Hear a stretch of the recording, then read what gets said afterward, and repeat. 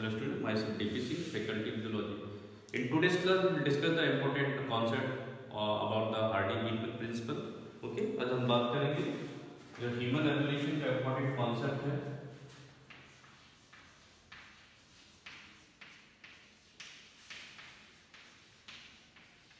Hardy-Weinberg principle.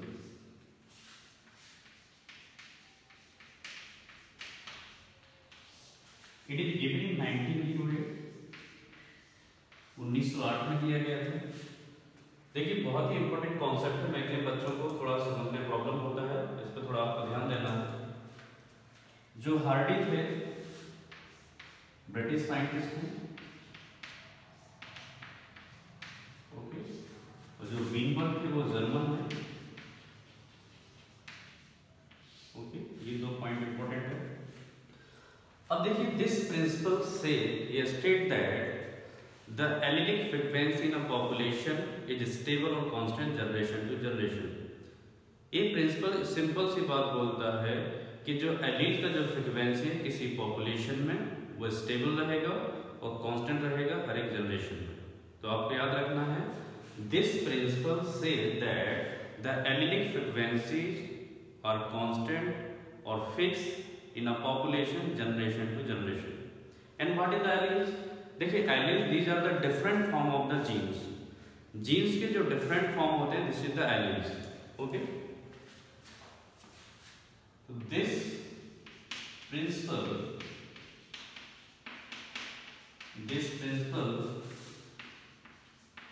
says that allele frequency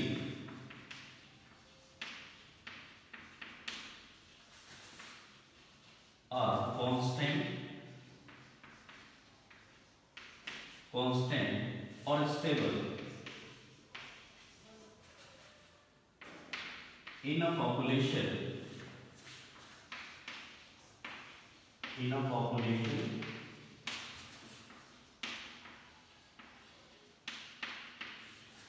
generation to generation. Okay, इस simple सी बात आपको याद रखना है. क्लियर? उससे पहले व्हाट इज द पॉपुलेशन? देखिए, पॉपुलेशन क्या होता है? Population it is the group of organism of a species which live in a particular area. What is the population? It is the group of organism of a species which live in a particular area. Okay, तो population लिखता हूं. It is group of organism of a species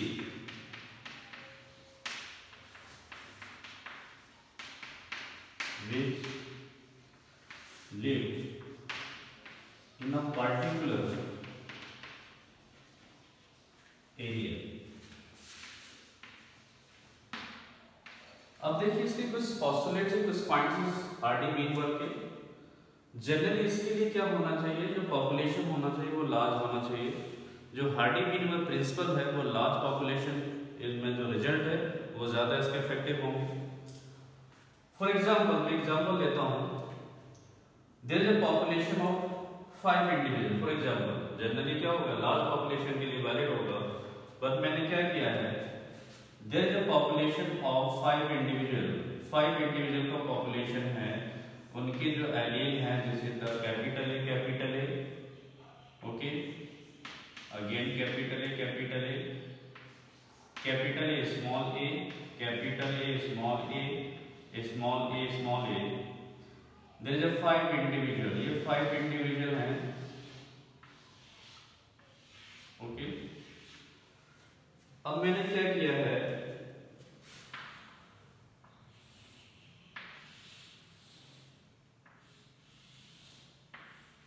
इसके अगर मैं alleles को draw करता हूं, capital A, capital A, capital A, capital A, capital A, small A, capital A, small A, small A, small A. There is a 5 individual. उनके पास कितना allele है? 1 2 3 4 5 6 7 8 9 10। There is a total number of allele कितना हो गया है? Total allele कितना है? This is the 10 and this is called gene pool. ध्यान रखिए, तो gene pool, the total number of alleles, it is called gene pool.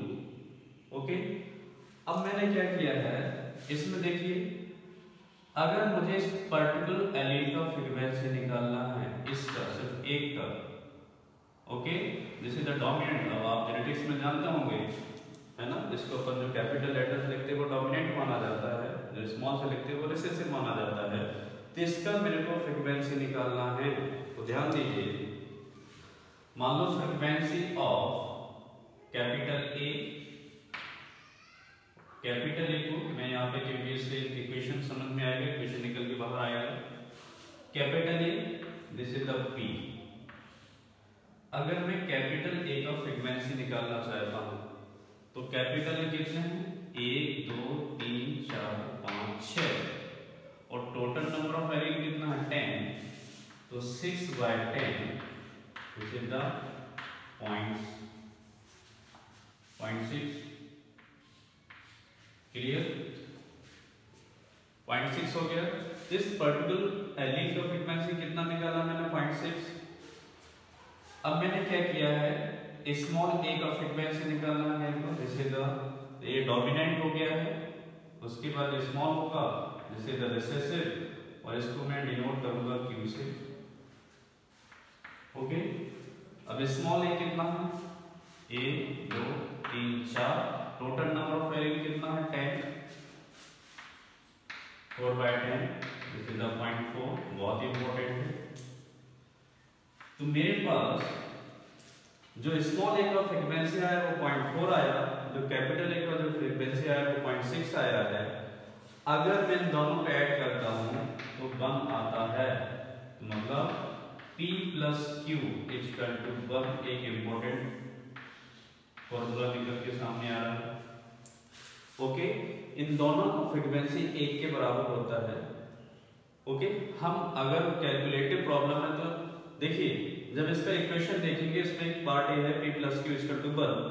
ये हमने अपने कन्वीनियंस के लिए लिया है। 100 भी लिख सकते हैं हम, 100 भी लिख सकते हैं, ओके, 1000 या 1000 भी लिख सकते हैं। तो P को मैंने वो क्या बोलना है? It is the frequency of the dominant allele. P को मैं क्या बोलूंगा? It is the frequency of the dominant allele. Q को क्या बोलना है? It is the frequency of the recessive allele. Clear? तो समझ में आया? दिस इज द 5 इंडिविजुअल, और हर एक के पास क्या होगा? एक एलील होगा। ईच एलील के लिए 2 कैरेक्टर, 2 कंट्रास्टिंग कैरेक्टर होते हैं।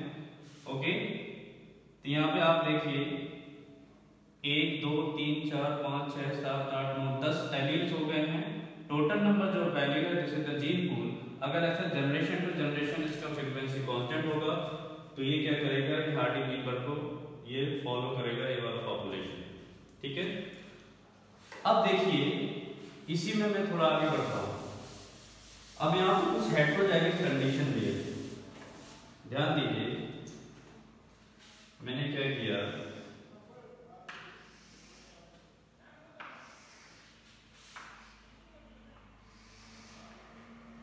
This is the capital A small A, capital A small A. ठीक है, अब कैपिटल ए स्मॉल ए, फिर होगा कैपिटल ए स्मॉल ए और स्मॉल ए। अब ध्यान दीजिए, कैपिटल ए को भी मैंने P बोला था, तो P और P इसको मैं लिख सकता हूं, इसको मैं P और Q लिख सकता हूं। ओके, इसको क्या लिख सकता हूं? कैपिटल ए मतलब P हो गया है, दिस इज द Q हो गया है, और Q और Q लिख सकता हूं ये, मतलब इसको मैं फर्दर कैसे लिख सकता हूं? This is the P square. Clear? This is the, अभी अपन देखेंगे यहाँ पे एक पी क्यू ए है, एक पी क्यू ए है, इसको मैं बाद में बताता हूँ। यहाँ पे मैं लिख सकता हूँ this is the Q square. Okay, तो अभी मैंने पी को क्या बोला, सिर्फ पी को क्या बोला था, this is the P, this is the Q. जो P था, जो कैपिटल A था, it is the frequency of the dominant allele. जो स्मॉल q था, it is the frequency of the recessive allele. अब देखिए जो P स्क्वायर होगा, it is the frequency of homozygous dominant. Clear? जो P स्क्वायर होगा, it is the frequency of homozygous dominant, और जो Q स्क्वायर होगा, it is the frequency of homozygous recessive. Okay, तो आपको अभी इस पर अपन न्यूमेरिकल भी करेंगे। अब देखिए यहाँ पे PQ है, यहाँ पे PQ है, तो 2PQ बनेगा। तो एक दूसरा फॉर्मूला भी यहाँ पे फ्रेम होगा।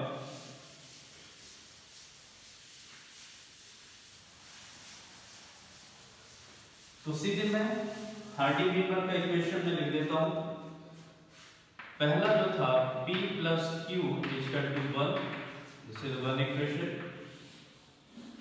दूसरा जो होगा P square plus Q square, okay, plus 2PQ equal to 1। ये बहुत ही इंपॉर्टेंट है। जहां पे मैंने बताया P क्या है, it is the frequency of dominant allele. Q क्या है, it is the frequency of recessive allele. P square क्या है, it is the frequency of dominant homozygous. It is the frequency of recessive homozygous and it is the frequency of heterozygous. क्योंकि अभी अपन ने PQ दो बार आया था, जैसे 2PQ, इसका फ्रीक्वेंसी भी क्या होगा, टोटल जब फ्रीक्वेंसी ऐड करेंगे तो 1 के बराबर आना चाहिए। अगर ऐसा आ रहा है तो अपन का जो हार्डी-वीवर इक्वेशन है, जो प्रिंसिपल है, वो फॉलो हो रहा है। क्लियर? तो मैं इसको लिख देता हूं। जो P स्क्वायर है, P square it is the frequency of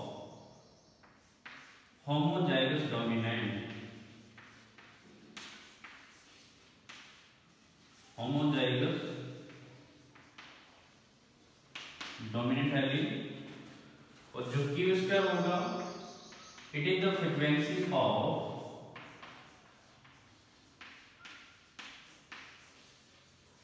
homozygous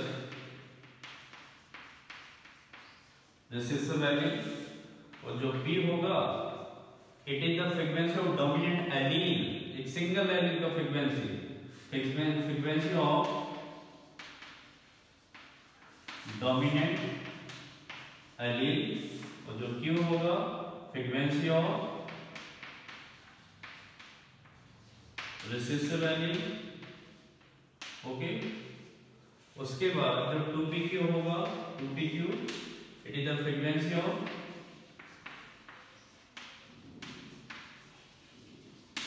heterozygous. Clear? तो एक क्वेश्चन का हम न्यूमेरिकल को देखते हैं।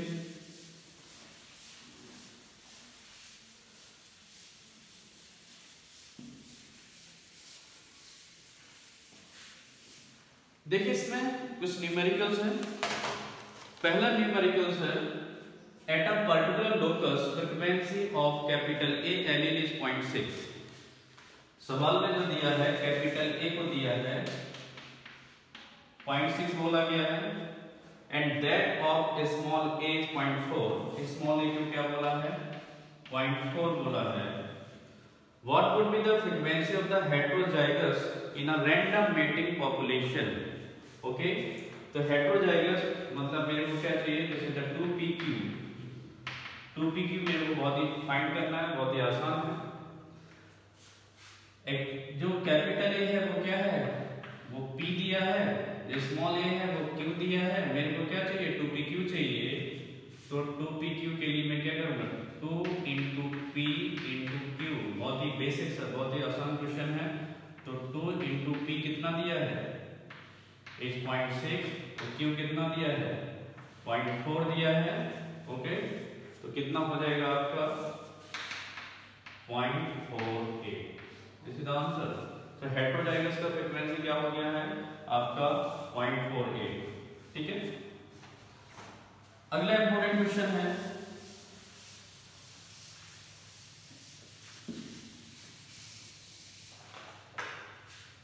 presence of recessive traits is 16%. The frequency of dominant allele in a population, ये काफी इंपॉर्टेंट है। presence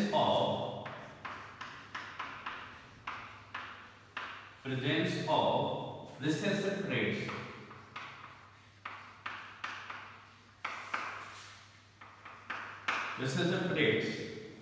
A 16%।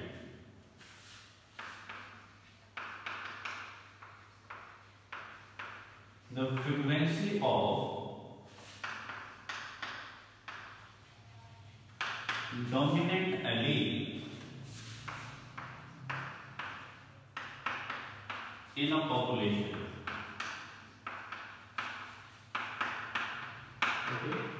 बहुत इंपॉर्टेंट है। Presence of recessive traits is 16%. The frequency of the dominant allele in a population.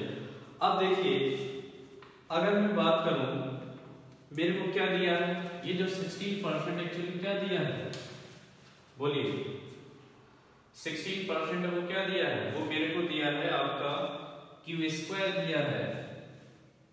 Okay, Q square होगा वो कितना, Q square जो है वो कितना है 16/100। ओके, क्या है 16/100 परसेंटेज में ना भाई। तो मैंने क्या किया है 16/100 कितना हो जाएगा 0.16, ठीक है ना 0.16, जिससे मैं क्यू कितना फाइंड कर सकता हूँ, इसको मैं स्क्वायर रूट ले सकता हूँ। ओके, तो कितना हो जाएगा क्यू मेरे पास 0.4 हो जाएगा। क्यू मेरे को पास आ गया 0.4। मेरे को चाहिए क्या है, डोमिनेंट एलील का फ्रीक्वेंसी चाहिए ना भाई। डोमिनेंट एलील का फ्रीक्वेंसी मतलब क्या चाहिए, मेरे को पी चाहिए, पी फाइंड करना है। जो सवाल में दिया है वो क्यू स्क्वायर दिया है, ट्रेट्स मतलब एलील्स आ गया ना भाई। जब एलील्स होगा तो मेरे को क्यू स्क्वायर लेना पड़ेगा। तो 16/100 क्योंकि मेरे को सवाल में दिया गया, क्वेश्चन में दिया गया है, इससे मैंने क्या किया है क्यू निकाल दिया है। अब मैं लगा सकता हूँ ना P + Q = 1। मेरे पास क्या है P मेरे को फाइंड करना है, तो Q मेरे पास 0.4 है = 1। तो P कितना हो जाएगा, दिस इज द 0.6। अगर मैं 0.6 और 0.4 को ऐड करता हूँ तो 1 के बराबर आ रहा, मतलब मेरा आंसर सही है। तो P का वैल्यू कितना हो जाएगा, दिस इज द 0.6। बहुत इंपॉर्टेंट क्वेश्चन है, ठीक है। उसके बाद कुछ और क्वेश्चंस अपन सॉल्व करते हैं, ठीक है। If a 51% of a population carry, ध्यान से सुनिए, if a 51 of population carry at least, ये भी important है, थोड़ा डिफरेंट क्वेश्चन है।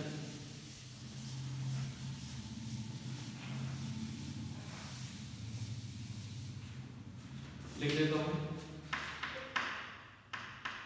if a 50% of a population carry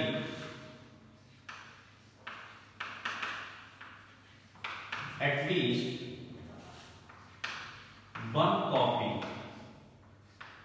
least one copy of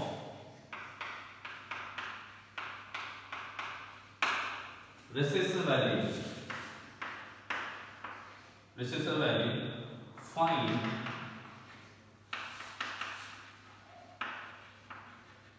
frequency of dominant individual। ध्यान दीजिए, मेरे को डोमिनेंट इंडिविजुअल का फ्रीक्वेंसी चाहिए, नॉट द डोमिनेंट एलील। अब देखिए, अगर मैं बात करूं small A capital A small A, question में क्या बोल रहे हैं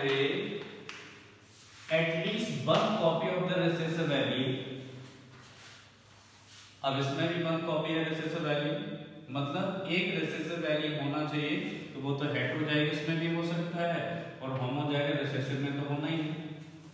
तो अगर मैं क्या करता हूँ, मेरे को सवाल में क्या दिया है उसके बारे में बात करना हो, क्योंकि if a 51% of the population at least 1 copy of the recessive allele, एक recessive allele जरूर होना चाहिए, या तो वो recessive homozygous हो सकता है, heterozygous हो सकता है। तो ये क्या है, this is the Q square plus ये क्या है, 2pq है ना भाई, 2pq हो गया है। तो सवाल में ये जो दिया है, मेरे को ये सवाल में दिया है, ये कितना दिया है, 51% है, मतलब क्या किया है, 51/100, बस मेरा आसान हो गया। अब आप देखिए, अगर मैं उस इक्वेशन का यूज करूं, P square plus Q square plus 2pq equal to 1, clear. मेरे को सवाल में क्या दिया, ये दिया गया ना, ये क्यू स्क्वायर प्लस 2pq दिया है, ओके।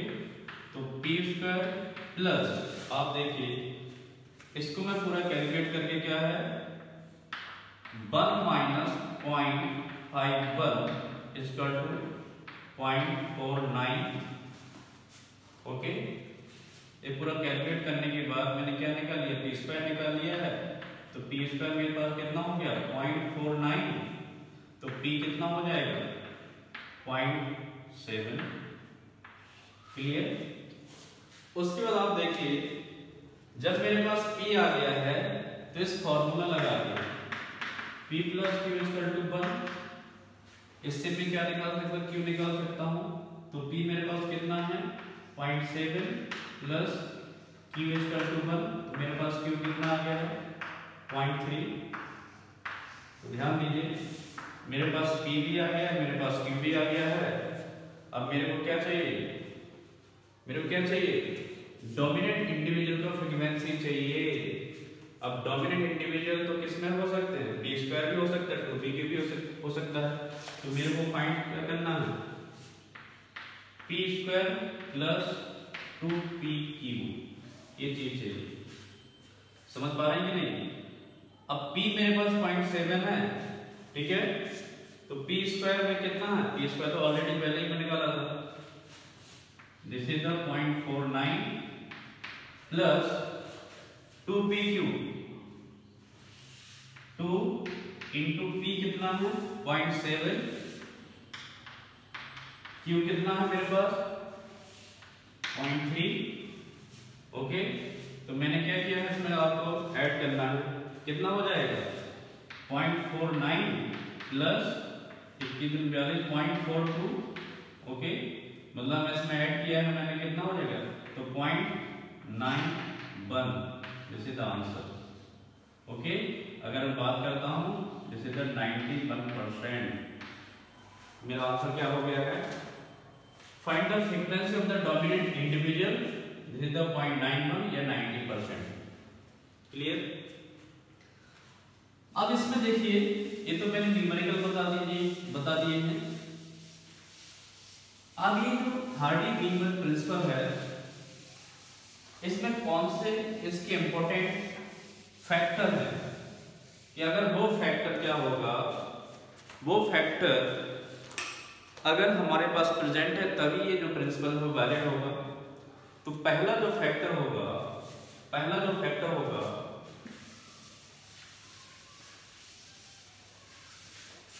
फर्स्ट फैक्टर होगा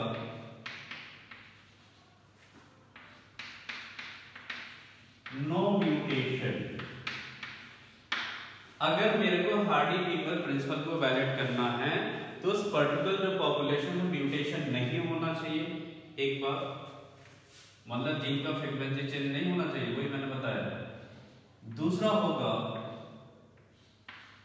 no natural selection,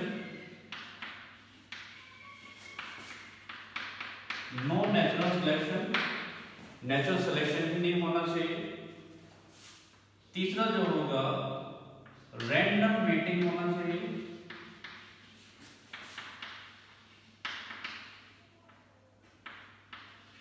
random mating का मतलब होता है कि भाई जो इंटरब्रीडिंग होना चाहिए वो रैंडमली होना चाहिए, ठीक है। 4 जो होगा नो एवोल्यूशन,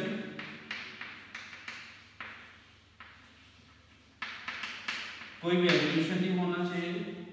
और जो 5 होगा no immigration, no immigration and